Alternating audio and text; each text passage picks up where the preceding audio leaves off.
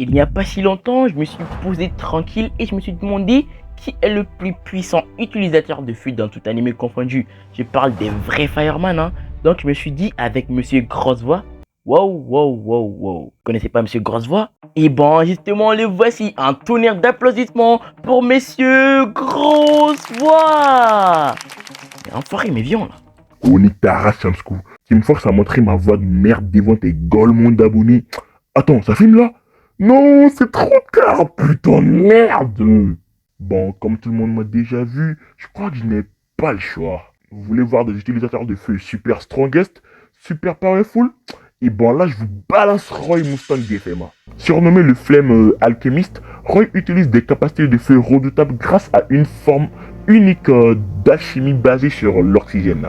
Ses pouvoirs reposent sur l'utilisation des gants spéciaux en fibres d'ignifuge capables de créer des étincelles lorsque Roy claque des doigts. Ensuite, il manipule la concentration d'oxygène dans l'air pour amplifier et contrôler ces étincelles, les transformant en des flammes d'une précision incroyable. Notamment, les capacités de Roy lui permettent de 1.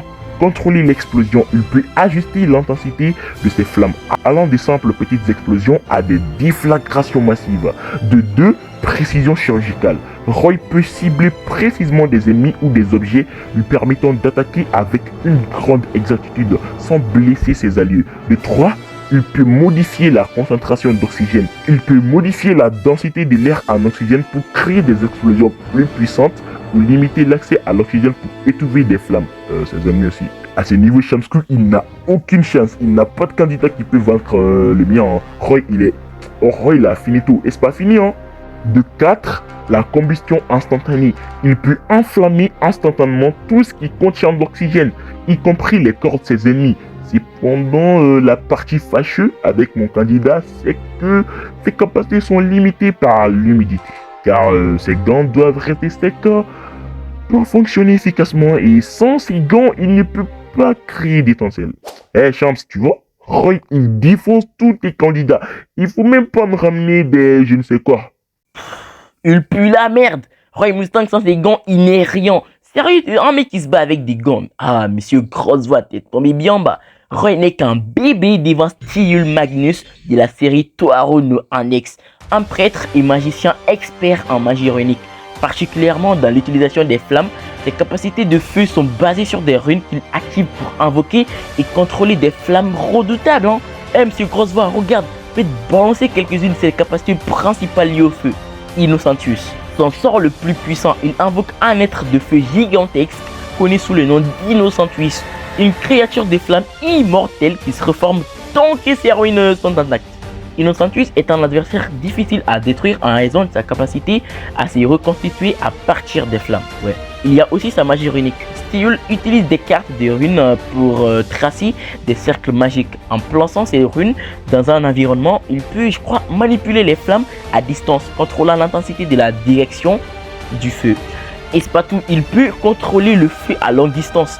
Grâce à ces runes, Stiul peut manipuler les feux à grande distance en invoquant des colonnes de feu ou des explosions enflammées, rendant ces attaques difficiles à éviter. Hein.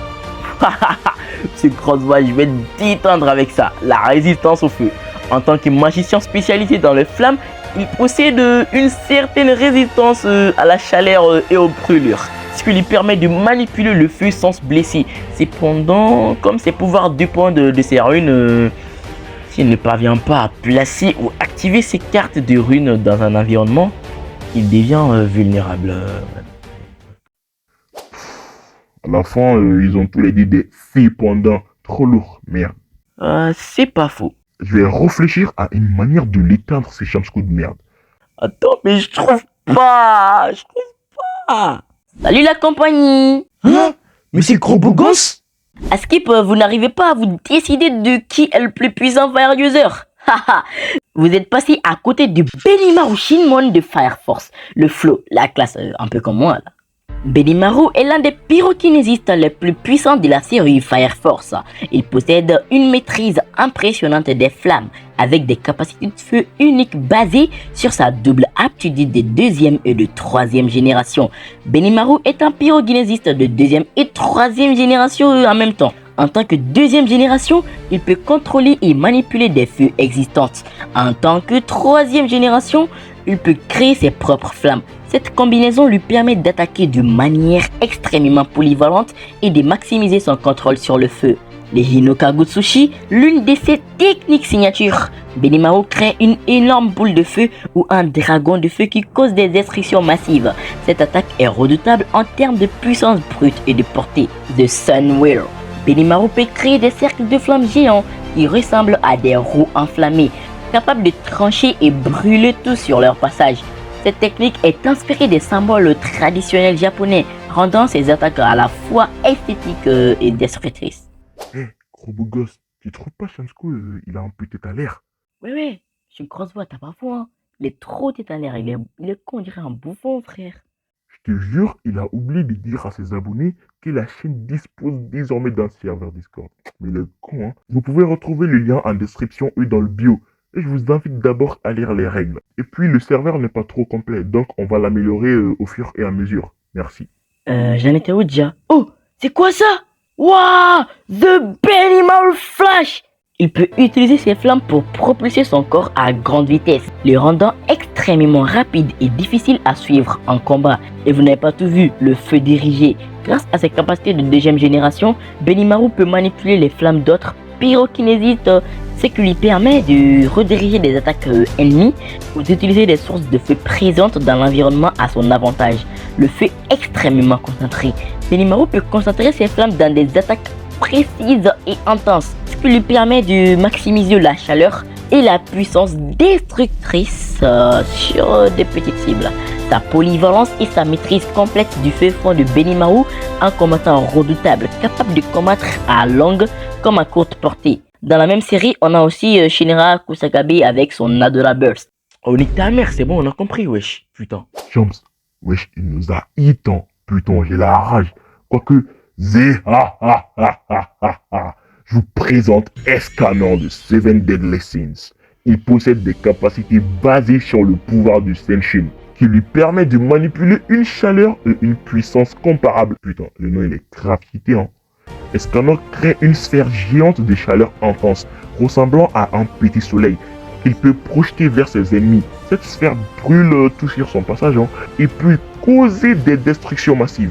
Il peut également manipuler sa taille, The Pride Flare. En utilisant son énergie solaire, Escanor crée une énorme explosion de chaleur autour de lui qui réduit tout en centre. L'intensité de cette attaque peut être suffisante pour détruire de grandes zones, hein. Supernova. Escanor peut comprimer son pouvoir dans une attaque concentrée de chaleur intense, suffisamment puissante pour vaporiser ses ennemis et détruire tout sur une large zone. The One. À midi, Escanor devient The One, une forme surpuissante où il canalise toute la puissance du soleil, atteignant un niveau de chaleur et de force quasi divin. Dans cet état, il devient pratiquement invincible et ses attaques sont si puissantes qu'elles dépassent toute limite de résistance de ses adversaires. Un simple coup de poing ou une attaque de sa part peut être aussi destructeur qu'une explosion solaire. Ouais. J'ai un autre candidat à vous présenter, l'actuel utilisateur du Meramera no Mi, Sabo, qui peut manipuler, générer et se transformer en feu. Avec sa capacité de transformation en feu, ce qui le rend intangible face aux attaques physiques ordinaires. Cela lui permet d'éviter de nombreux dégâts et de se déplacer avec une grande agilité.